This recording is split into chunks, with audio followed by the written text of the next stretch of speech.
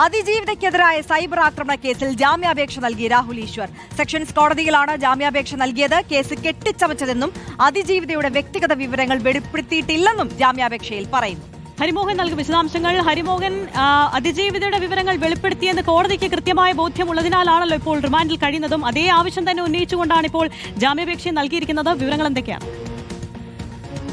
Arya, additional chief judicial magistrate കോടതിയിലായിരുന്നു ആദ്യം രാഹുൽ ഈശ്വർ ജാമ്യാപേക്ഷ നൽകിയത്. പക്ഷേ ആ ജാമ്യാപേക്ഷ കോടതി തള്ളിക്കളയുകയായിരുന്നു. അതായത് കൃത്യമായ തെളിവുകളുടെ അടിസ്ഥാനത്തിലാണ് രാഹുൽ ഈശ്വറിനെ അറസ്റ്റ് ചെയ്തതെന്നുള്ള പ്രോസിക്യൂഷൻ വാദം അംഗീകരിച്ചുകൊണ്ടായിരുന്നു ACJM കോടതി ആ ജാമ്യാപേക്ഷ തള്ളിക്കളഞ്ഞത്. അതിനെതിരെയാണ് ഇപ്പോൾ അപ്പീൽ നൽകിയിരിക്കുന്നത്.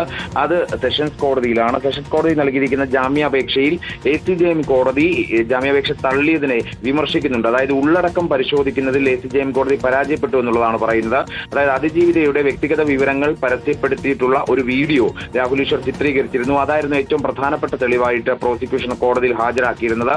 ഇത് മജിസ്ട്രേറ്റ് സ്വന്തം ചേംബറിൽ വെച്ച് കാണുകയുണ്ടായി. ആ കണ്ടതിന്റെ അടിസ്ഥാനത്തിലാണ് ജാമ്യാപേക്ഷ തള്ളുന്നതെന്നടക്കം വിധിയിലുണ്ടായിരുന്നു. പക്ഷേ അത് കൃത്യമായിട്ട് അതിന്റെ ഉള്ളടക്കം പരിശോധിക്കുന്നതിൽ കോടതി പരാജയപ്പെട്ടു എന്നുള്ളത് ചൂണ്ടിക്കാണിച്ചുകൊണ്ടുകൂടിയാണ് ഇപ്പോൾ ഈ ജാമ്യാപേക്ഷ സമർപ്പിച്ചിരിക്കുന്നത്. ഒപ്പം തന്നെ അതിജീവിതയുടെ വ്യക്തിഗത വിവരങ്ങൾ താൻ വെളിപ്പെടുത്തിയിട്ടില്ല, മറിച്ച് രാഹുൽ മാങ്കൂട്ടത്തിൽ എന്ന് പറയുന്ന പ്രതിയെ താൻ അനുകൂലിക്കുകയാണ് ചെയ്തത്. അതായത് ആ പ്രതി തെറ്റ് ചെയ്തിട്ടില്ല എന്നുള്ള ബോധ്യത്തിന്റെ അടിസ്ഥാനത്തിലാണ് താൻ പിന്തുണച്ചത്.